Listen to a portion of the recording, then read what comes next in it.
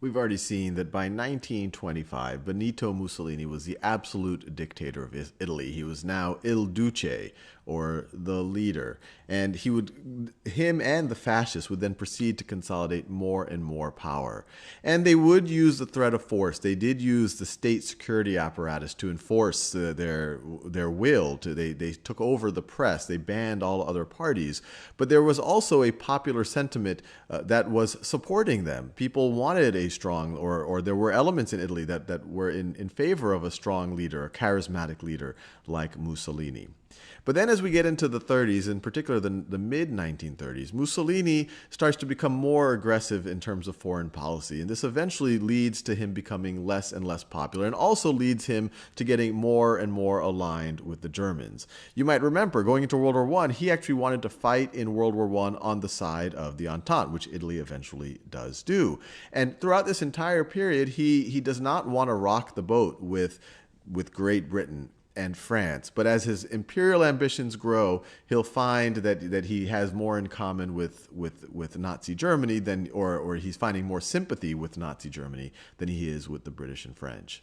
And so we go to 1935. So we're obviously skipping a huge gap right over here. But as we get into 1935, Mussolini feels that it's time to really exercise his imperial ambitions. Italy already had holdings in Northeast Africa. It had control, it had colonies in Eritrea, Italian Somaliland. And he had aspirations to take over Ethiopia. Ethiopia at this point in time was one of the few African nations that was not essentially colonized or not being controlled by a European power. It was at the time Ethiopia was called Abyssinia. And so in 1935, the Italians invade Abyssinia, invade Ethiopia. And it's actually not only is a very aggressive invasion, it's also a very cruel Abyssinia. It's also a very cruel invasion. They use chemical warfare. It's very ugly. Many civilians die. And this isn't taken well by the other powers of Europe, in particular Great Britain and France. But you might remember, based on what we learned about in Nazi Germany, that they were in no mood to start wars. They were kind of in an appeasement mode. And even with Italy, they were willing to make a secret agreement, the Or-Laval. The Or-Laval. And this was a secret agreement that actually would have allowed Italy to maintain control over significant chunks of Ethiopia. But this was eventually leaked to the public, and the British and French public at this time did not tolerate this. And so this whole incident, the Italians invading Ethiopia, the unpopularity of this amongst the civilians in Great Britain and in France, this further distanced those countries from Italy. And the only country major nation that was not opposed to Italy's invasion of Ethiopia was Germany. And so this started to bring Mussolini, who in the 1920s did not think much of Hitler, started to bring him closer and closer and closer to Hitler. And their invasion of Ethiopia would continue into the start and through World War II. And it's a famously cruel attempted colonization or invasion. But these trends continue. His imperialistic tendencies, his alignment with more and more nationalistic nations in Europe. In 1936, you have the Spanish Civil War breaking out, and Mussolini decides to support the nationalists led by Francisco Franco, who eventually comes to power, but Mussolini decides to support him. And this isn't a super popular thing amongst the Italians. They're like, what are we doing in these other countries trying to fight other people's war? But he decides to support the nationalists. And once again, this brings him closer to the Germans and further away from Great Britain and the French, who were not supportive of Francisco Franco. Then you forward to 1937. As you remember, Mussolini was vehemently anti-communist, vehemently anti-socialist. So were the Nazis. So were the Japanese.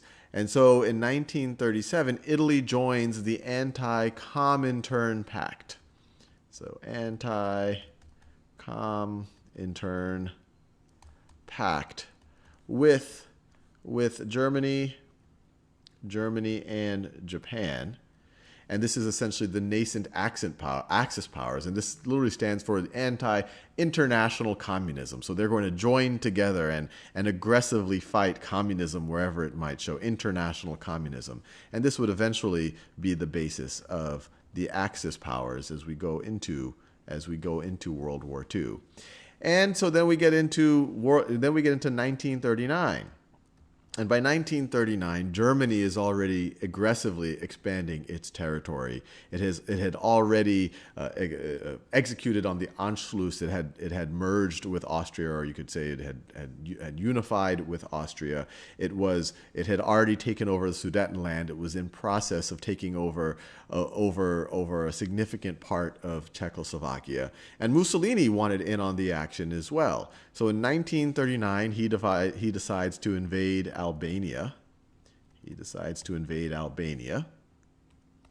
And this right over here, in case you don't know where Albania is, this is a map of Europe at the time, and Albania is right over here. They're able to overrun Albania very quickly. The king depose the king. And so Mussolini is exercising, once again, his imperial ambitions, getting closer and closer to the Nazis, who are, frankly, the main sympathizers with what Mussolini is trying to do. And so by May of that year, the invasion of Albania is in April, but by May of that year, you have a final formal military alliance with the Nazis called the Pact of Steel. And as you might remember, this is only a few months, so this is in May. This is only a few months before the Nazi invasion of Poland, which is kind of the catalyst for the beginning of World War II in Europe. Italy didn't immediately enter World War II in 1939, in September of 1939, when the Nazis invade Poland. But by 1940, similar to what Italy did in World War I, it was kind of waiting to see which side seemed to be in a better position. By 1940, it felt that a Nazi victory was imminent, and it decides to declare war on Britain and France. So it declares war on Britain and France. And this is the formal entry of the Italians into World War II as part of the Axis powers.